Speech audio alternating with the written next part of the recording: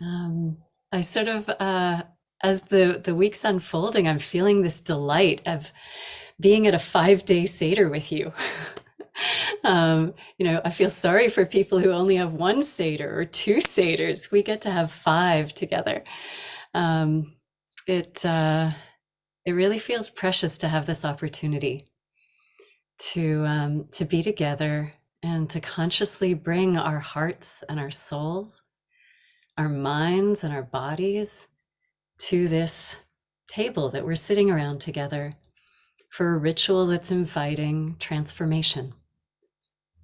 And it might be quite subtle shift, quite subtle change as we grow in awareness, in choice, how we bring ourselves and meet our experience. Or it might be quite radical transformation. It might be quite energized and quick and holistic.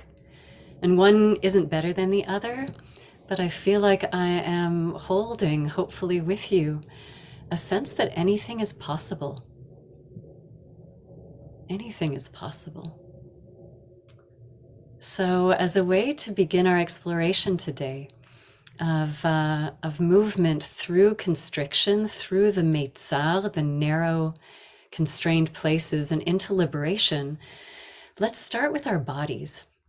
And if this is available to you in movement in some form, you're invited to notice where there might be grip or constriction or tightness in your body, and to see what movement, some stretch that might feel good. Oh, oh, you can make faces. I often find that yawning naturally comes. You have my rabbinic permission to yawn without covering your mouth. Ah, ah. Oh, you might roll, feel some curve. You might shake. Ooh, see what that feels like. Ah, ooh, ah, oh, you look beautiful. A little bit more. Ah, ah, some twist. Oh. Mm.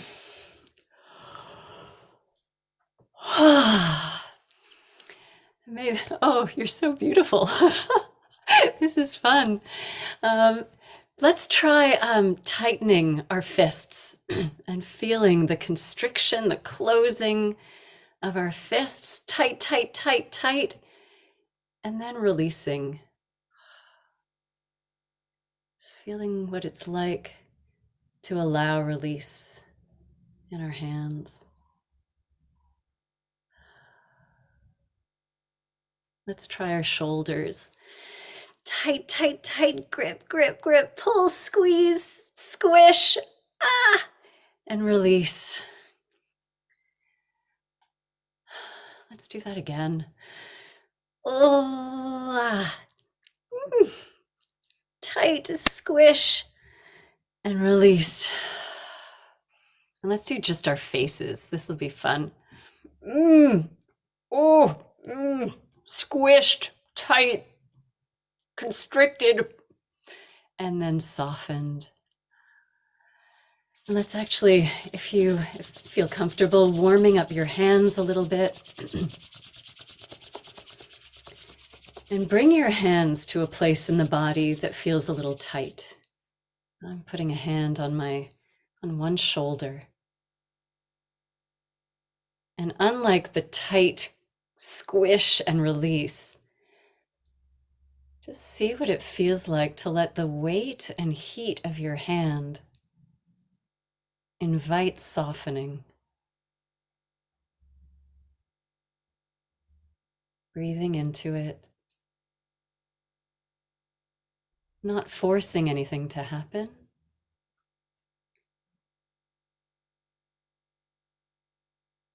but inviting some softness.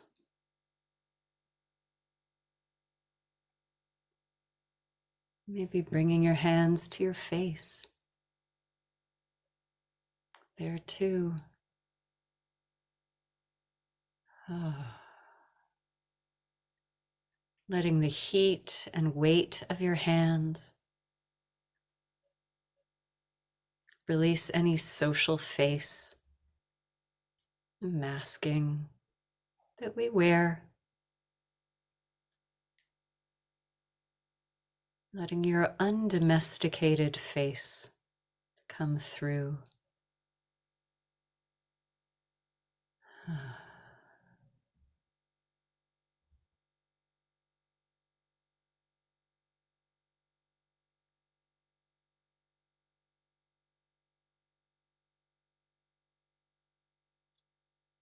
Bringing one or both hands to your heart.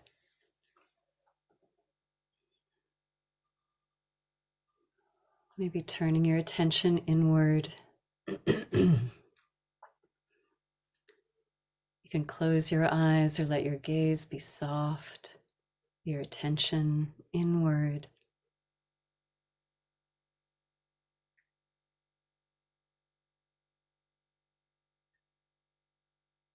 Letting the heat and weight of your hands soften the area of your chest.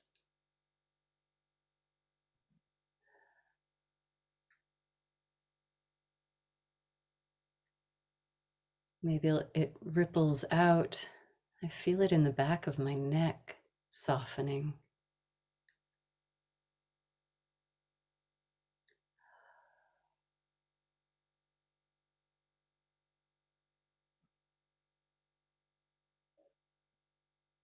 And either leaving your hands there or letting them rest in your lap.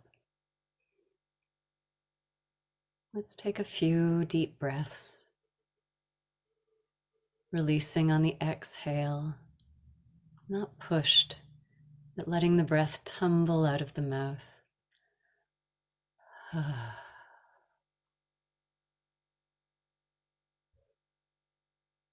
And allowing the inhalation to come on its own, without pulling.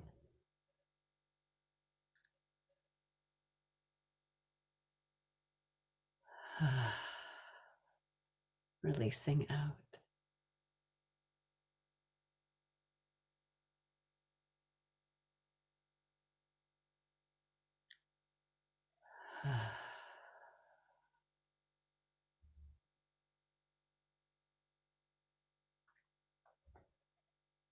Coming into a posture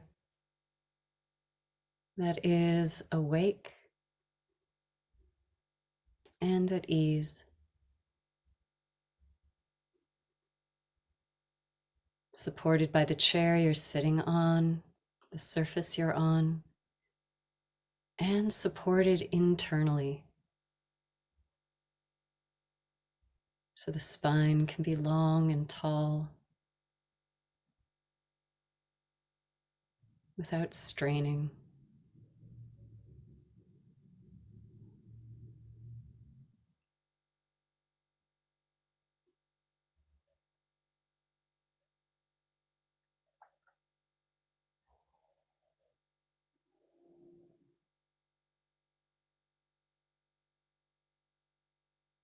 Choose a home base for your attention.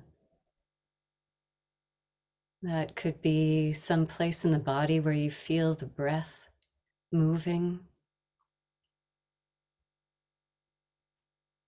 It could be sensation in the soles of the feet or the palms of the hands,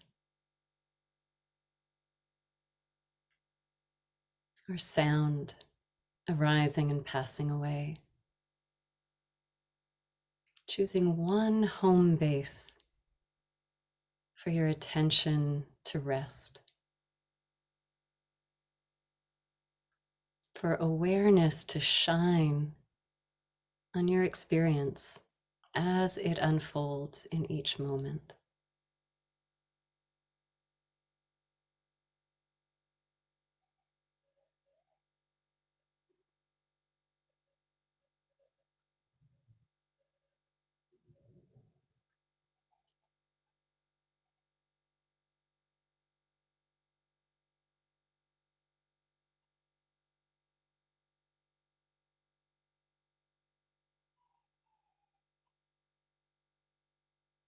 Nothing to change, nothing that you need to create.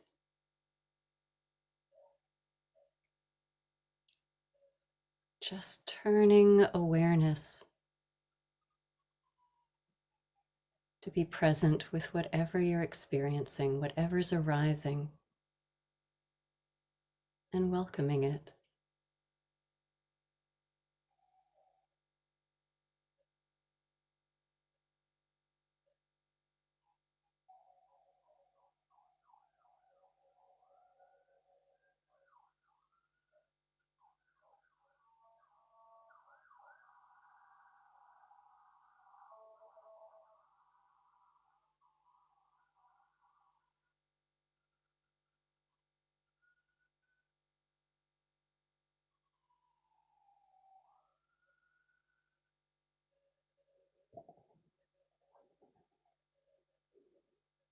As I begin to share some teaching, you're welcome to keep your attention inward, to stay in practice, and let the words that I share drop into your experience.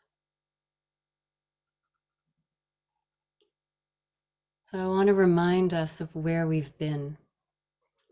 Monday, we started with the beginning of the Seder, with Kaddish, with Kiddush, with offering blessing over the first of the 4 cups of wine or juice, and stepping into connection with sacred time and sacred community, and turn toward the experience of arriving with an orientation of radical welcome, extending a quality of generous welcome to those around the table, to this moment, to the world we're living in, to all aspects of ourselves. And yesterday we explored karpas, the moment of dipping the green vegetable into salt water, as a moment of holding 2 contrasting qualities together.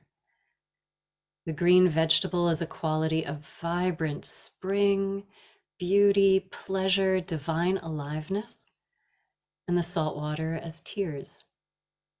And we practiced connecting with the tears, with grief and sadness, supported by and included into spacious divine reality, felt in our bodies and our beings, feeling into our ability to be present with these 2 qualities at once. So today we meet matzah. Here too, we're going to be exploring contrasting elements contained in this one substance. A matzah that is lachma anya, or lechem oni, the bread of poverty, the bread of affliction. And it's also the bread of freedom. So interesting, the same substance at 2 different moments in the Seder connect us with 2 different qualities. So we're going to continue exploring the Seder ritual as inviting us to feel our way into the Meitzarim, into the places of constriction, suffering within that's become locked, and to connect with those constricted places as essential to the movement into liberation, into wise, open-hearted expansiveness.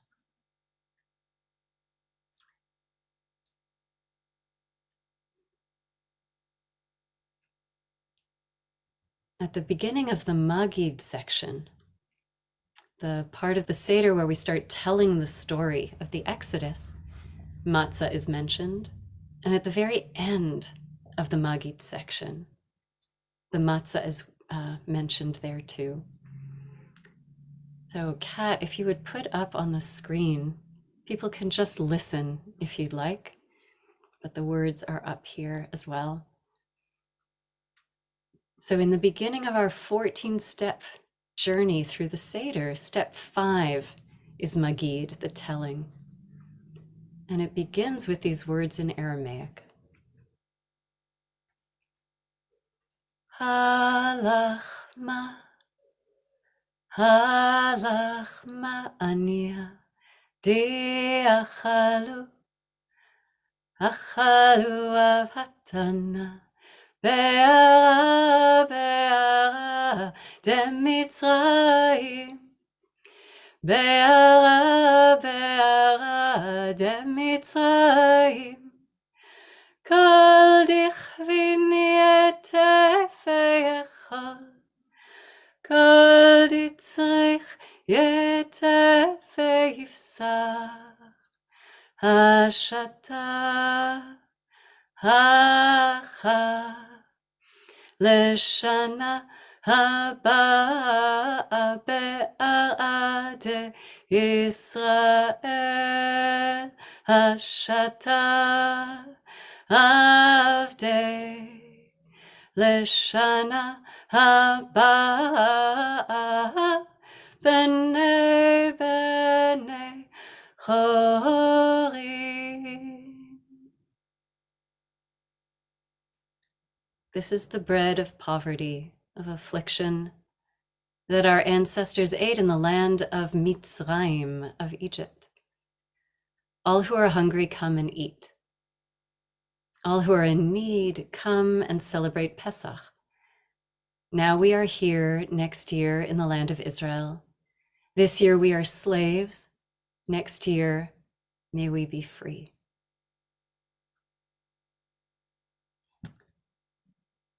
So this is lachma anya, the bread of affliction or poverty. Kat, you can take the text down for now. Thank you. It's interesting that when we begin to tell the story of the Exodus, that it doesn't start with the Israelites. It starts with us, around the table with matzah in front of us, and the invitation,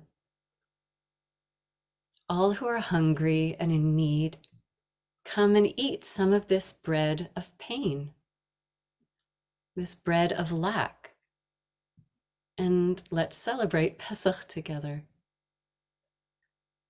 How strange and how interesting. The Seder extends an invitation for us to be with our experiences of pain and hurt. This might not sound like the Seder you've been waiting for, but maybe it's exactly the invitation that you have been waiting for.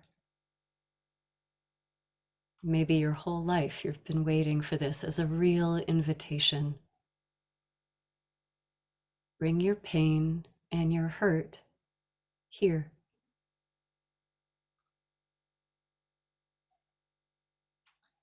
I remember going for a walk not long ago and seeing a child running on the sidewalk beside their parent.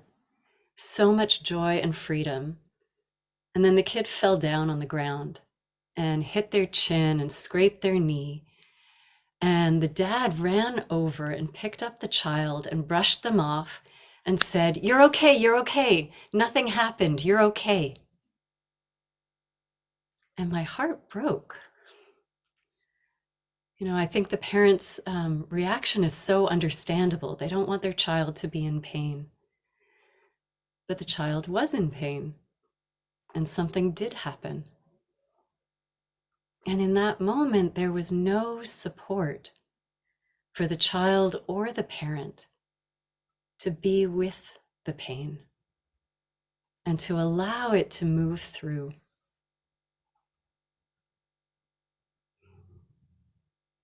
So often in our culture, in our families, in our schools, this is what we learn: to turn away from our pain, our personal pain, our generational pain, because it's uncomfortable and unpleasant, and it's hard to be with it.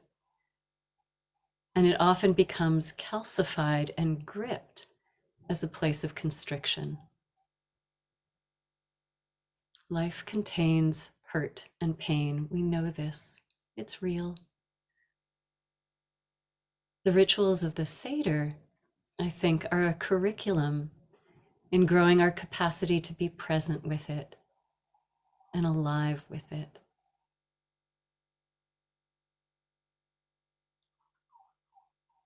Because how can we show up for others in compassion and presence and wisdom if we're not able to do so for ourselves? So let's remember that we started the Seder in a place of radical welcoming, welcoming each other so no one is left behind, welcoming the truths and realities of the world in this moment, welcoming all parts of ourselves. And then we connected with the vibrant aliveness, divine vitality moving in the blossoming of spring and moving through us. And with all that welcoming and buoyancy, now we turn toward our pain. And as soon as we do, we also notice habits and strategies that usually arise when we meet our pain.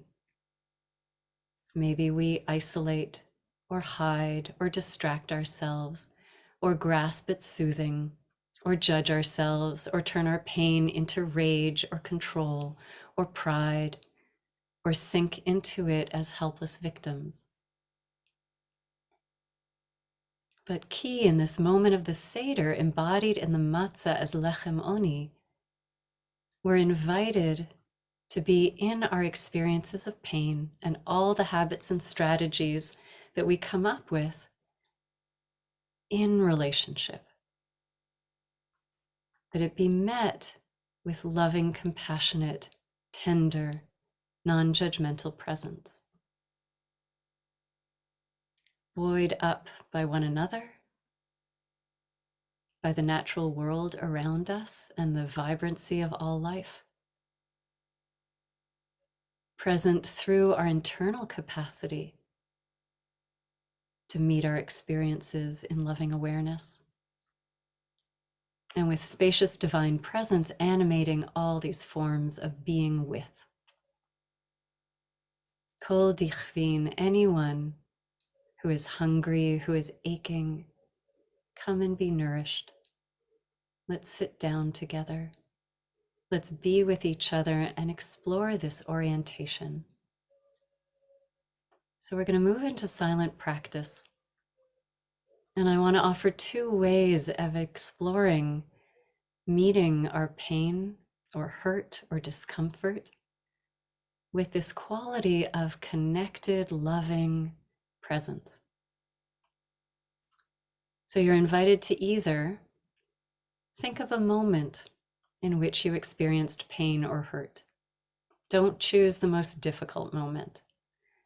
It can be a simple one, but one that surfaces some sensations or feelings of wound.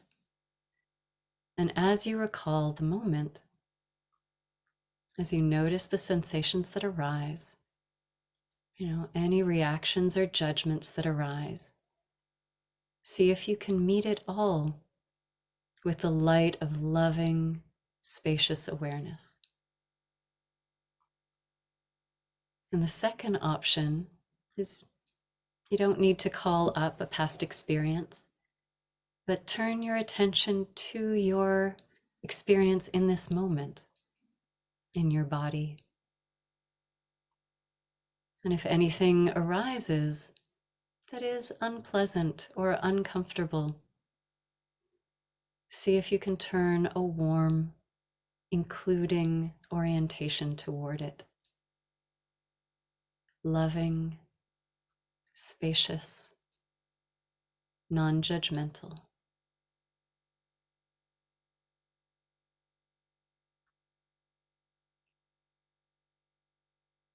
A being with.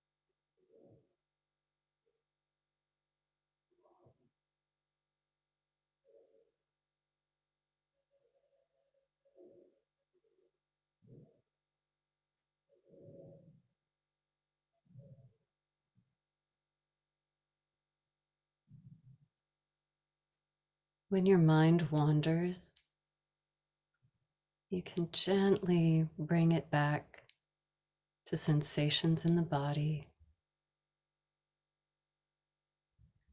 or returning to the question, what experience of pain or hurt is here that wants to be brought into the loving light of presence and awareness?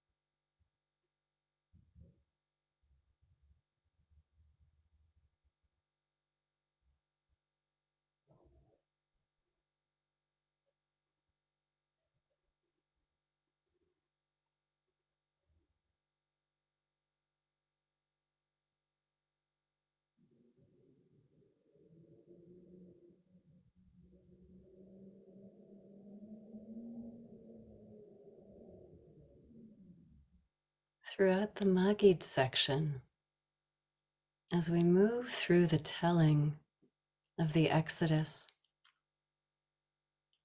when we reach liberation, matzah appears again.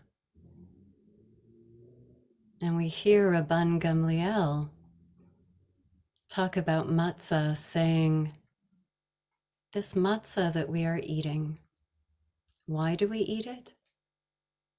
Because our ancestors' dough did not have time to become leavened before the Holy One, blessed be, revealed God's self to them and redeemed them.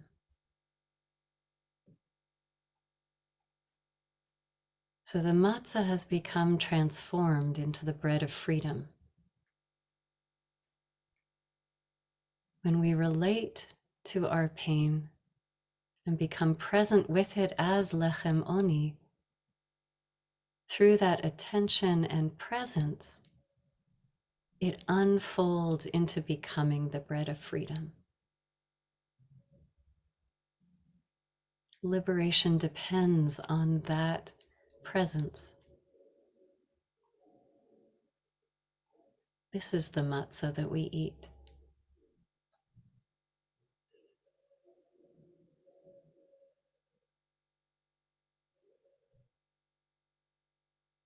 What makes the bread of freedom distinct is that it comes about through movement. We meet our pain, but we don't get stuck in it or fester in it. Awareness is not swallowed by it, but remains light and spacious and loving.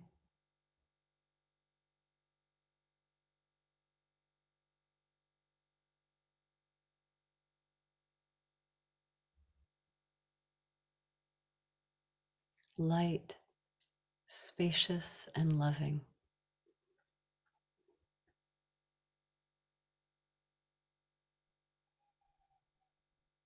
The medieval commentator Rashi comments on this moment in the Torah about the dough not rising, not having time to rise.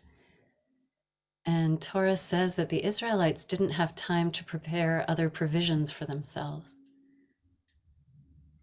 And Rashi says this is stated to tell how praiseworthy Israel was. For they had faith and set forth. So I think as we come to the end of our meditation, inviting in this quality of trust that we already have all that we need to meet what is painful and to not be gripped by it, calcified by it, but to allow it to move in and through us in deep relationship with divine aliveness.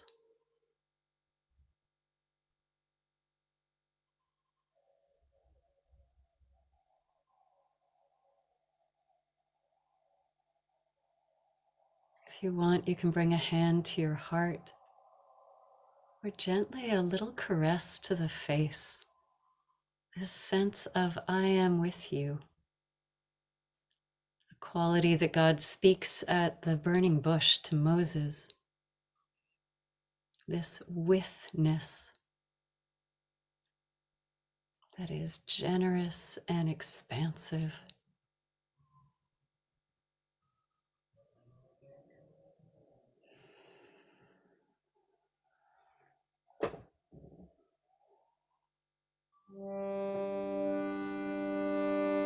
B'chol dor vador, in every generation, anu chayavim lirot et atzmeinu, we're called upon to see ourselves ki'ilu yotzim min hamitzar, as if we are already moving out of the narrows. B'chol dor vador, anu chayavim lirot et atzmeinu ke'ilu yotzim min hamitzar. B'chol dor vador, anu chayavim lirot et atzmeinu ke'ilu yotzim min hamitzar.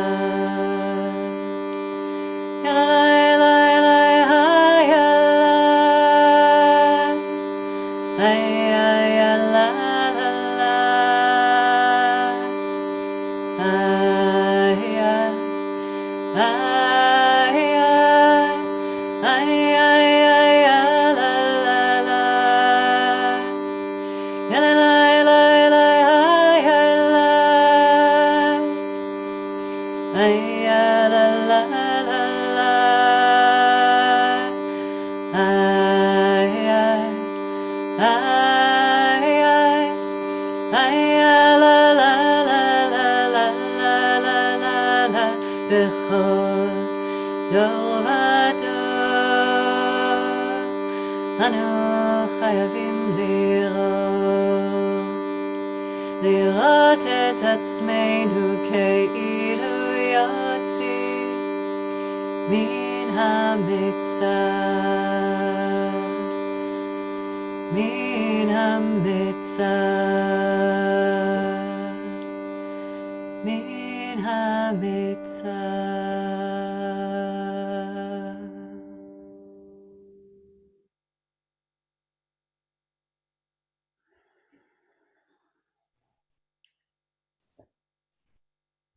May our practice be for healing and liberation for ourselves and for all who are in pain or in hurt, for all beings.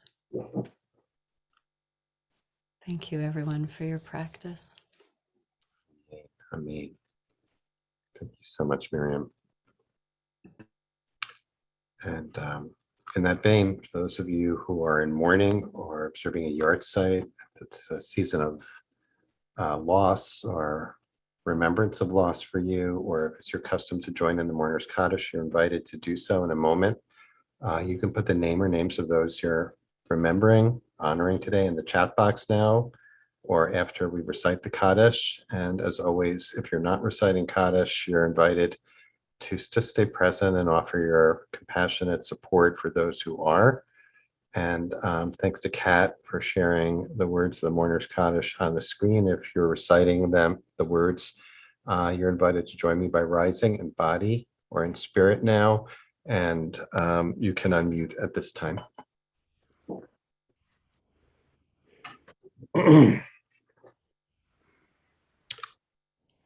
Yitkadal, Yekadesh Rabbi, Galma, Galma, Ra, Deepening, Miriam, Liam Malkote, Hayechon, Kayako, Yomechon, Yomekon, Hayekabal, Haye, Beit Israel, Agala, Hagala, Bisman, Bisman, Kari, Kari, Moon, Amen. Ishme Ishme, Rabba, Rabba, Rabba, Rami Almaya, Amaya, Yitbarach, Ra, Yishtabach, Ra, Yishba'arvi, Ard, Raman, Aseh, Kadar, Kadar, Talal, Shal, Hala, Kol, Mirchata, Shirata, Manat, Amiran, Ba'alma, Israel, Lama Rama, Amin, Shalom, Amin, Shalom, Salodium Roma, Amen. Ya Astation from Lane, Polio Street, Ru, Amen. Amen. friends, as always, thank you so much for joining us today. I want to thank, of course, Kat Esposito for holding our space as usual today, and thank our teacher, Rabbi Miriam Margles, who's just been leading us in an extraordinary experience this week, and thank Susan Kainer, who sponsored the practice today in memory of her beloved husband, Peter Fernald, Zichrono Libracha. Susan, once again, thank you so much for lifting up his memory and his soul, his neshama today through our practice and supporting all of us in our practice in such a meaningful way. Of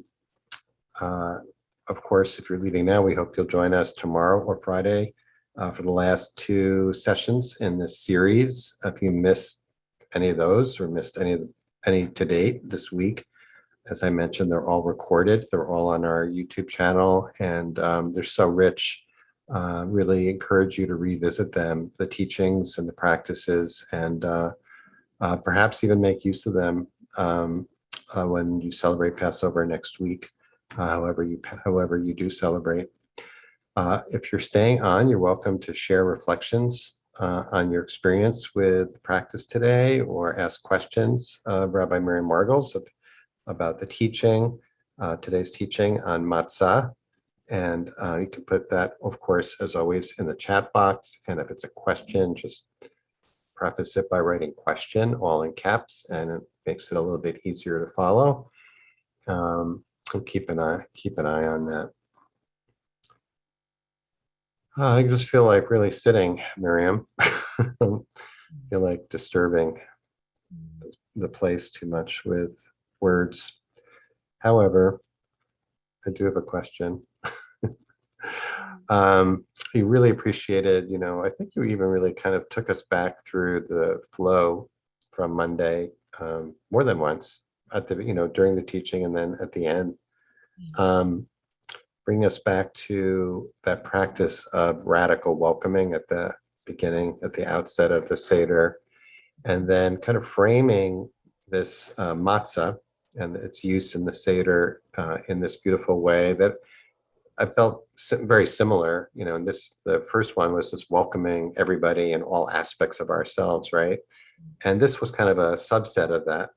You're teaching the matzah at the beginning of the Magid section, which is the lachma anya. It's the bread of affliction, of poverty, of pain, as you're describing it, holding it up and saying, all pain is welcomed and honored here. In a context of being held in this loving awareness.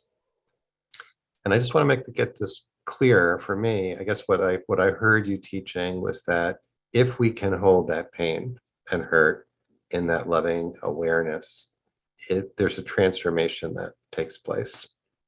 And that very same matzah that we held up at the beginning is now something utterly different, which of course it is for the rabbis too. The rabbis, in the Haggadah, talk about it that way. So it's really quite amazing because it has really a lot of implications for us personally about our personal wounds and hurts. And in a moment, I want to ask you a little bit about the trauma implications of this, right? But short of that,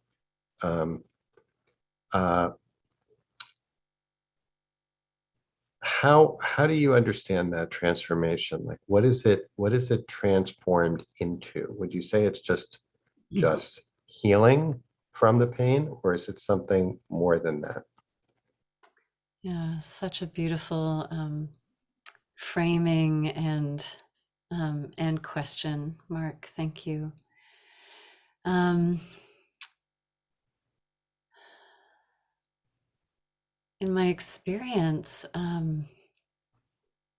when there's been old pain that I haven't figured out how to move through me, or in the present when I'm in discomfort and I fight against it. Mm-hmm. So many strategies for not being with it.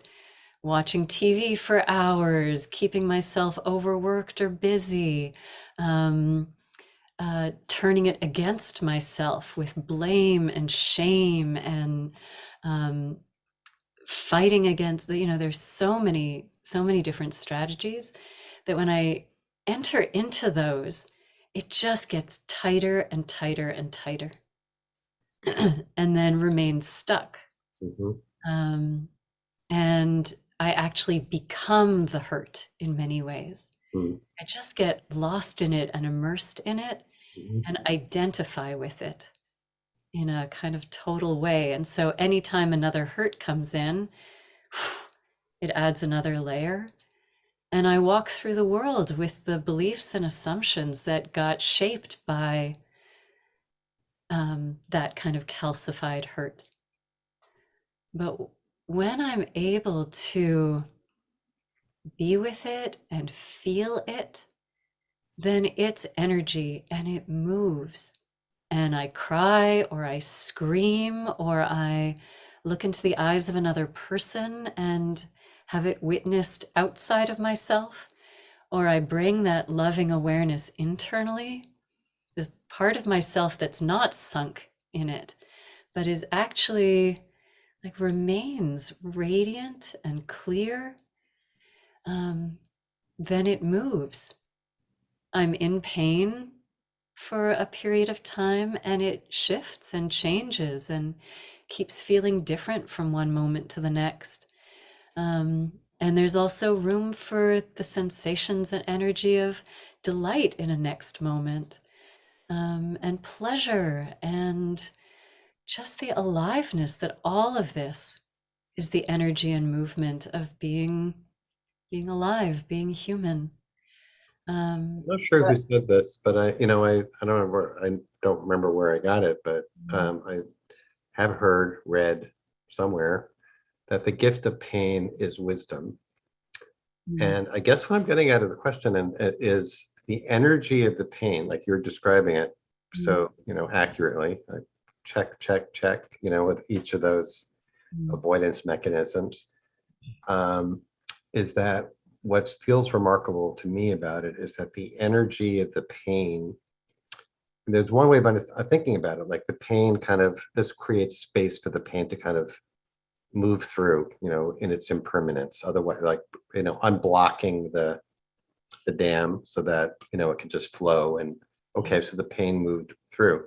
But this kind of describing like that energy of the pain actually becomes transformed into the fuel for, like you said at the beginning of the sit, anything can happen, right? Which is kind of a great bumper sticker for Pesach, right? Anything can happen, right? Just remember, anything can happen. So there's like it's an amazing kind of alchemy or metamorphosis of pain into, for lack of a better word right now, liberation, transformation.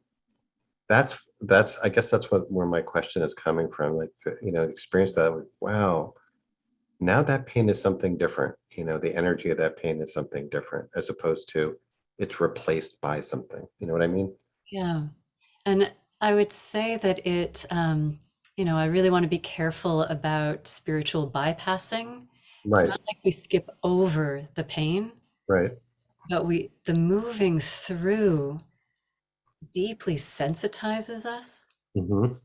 We remember and deliberately, consciously bring in the awareness that this is the pain that human beings experience.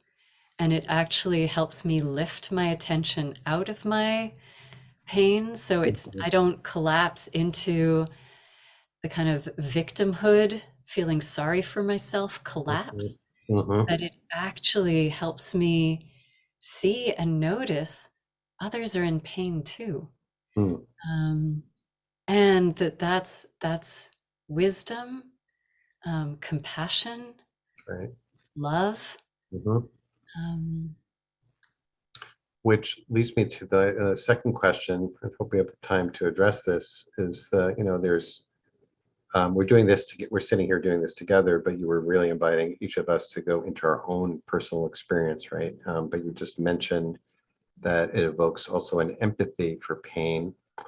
And it struck me, it's beyond the scope of, or how much time we have, but I'm thinking about the social transformation and a society's willingness to recognize and honor um, pain of the past as a way of escaping this, the cycles that we get stuck in, thinking about slavery and genocide and atrocities and all, and the like, and how societies are able to transform by not by burying the past or burying the pain, but by actually hearing it, honoring it, etc. I wonder if you have thoughts about that. I think it's essential to the practice that we, um, through what we learn about being with our own pain, that we turn that attention to whole social structures, to systemic oppressions. Hmm. I don't think we can honestly be with them or know how to act wisely and compassionately unless we know how to do that for ourselves. Hmm. The kind of often the push of activism that sort of channels rage, but isn't also in touch with the heartbreak and the compassion, Hmm. becomes unskillful. Hmm. It easily burns out the activist and can also fail to act with real insight and wisdom. And I say that not having figured it out and knowing how to do it brilliantly, but very much holding the intention that this is what I want to learn and keep practicing to meet the inequities that flood our society. Mhm. I think this is where transformation needs to be grounded. Why don't we look ahead to the rest of the week? You want to give folks a little sneak preview about Sure. what's in store tomorrow and Friday? Yeah, tomorrow we meet fear. Yay! What Fear! Woo! are we going to eat? The Pesach offering. That's what we'll be with tomorrow. And then Friday, we get to open the door to rage and ultimate liberation. So tomorrow, Woo! fear. Who's Friday, excited? Who's excited? yeah, wait. Tomorrow. Can we just go right to the rage? No, Yeah. No, we can't get there yet. I think that fear first. All right. Yeah. Okay. You're the leader. We're following.